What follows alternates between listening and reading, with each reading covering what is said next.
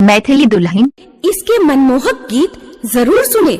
यदि अच्छा लगा तो चैनल सब्सक्राइब जरूर करें। Priya recording studio Dwarka Delhi. चिंटू सम्राट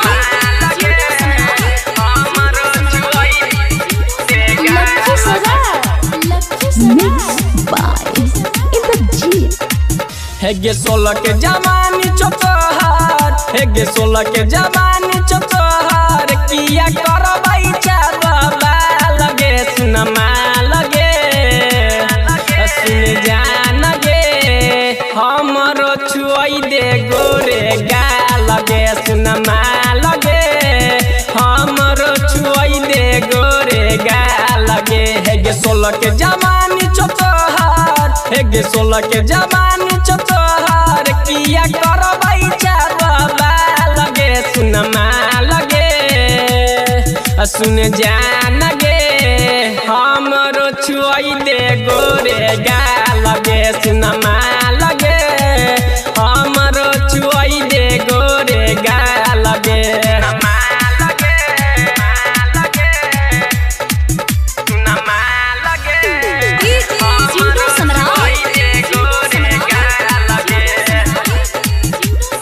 प्रिया रिकॉर्डिंग स्टूडियो द्वारका दिल्ली।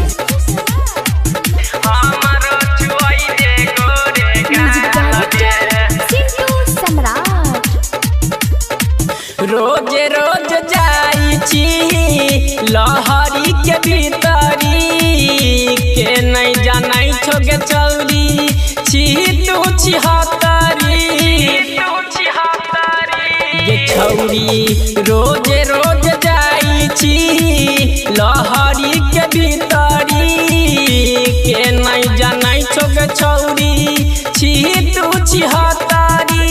जन गेलो पूरा मोहल्ला, हेगे जन गेलो पूरा मोहल्ला, तब करै छै गुमान गे सुनमा लगे हमरो छुई दे गोरे गा लगे सुनमा लगे हमरो छुई दे गोरे गा लगे।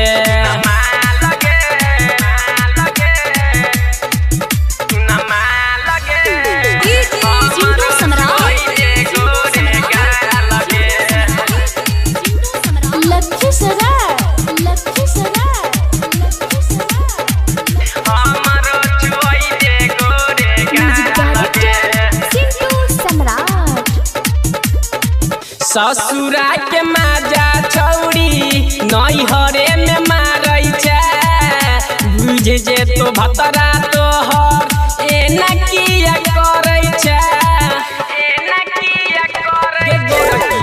ससुरा के माजा छौरी नैहरे में मारै छै, बुझ जे तो भतरा तोहर एना किया करै छै। पूछतो ने तोरा लोगबा, हेगे पूछतो ने तोरा लोगबा, रोइबा शराब के कोन में सुनमा लगे हमरो छुई दे गोरे गा लगे सुनमा लगे हमरो छुई दे गोरे गा लगे।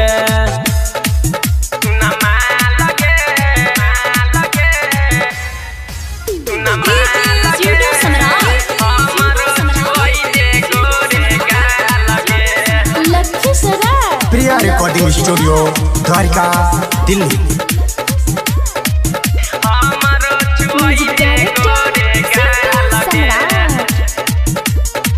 कहे चौगे कमल से कमल सूझ दबे पमरै छै, अमरजीत अमलेश के छौरी बतिया तू कहे छै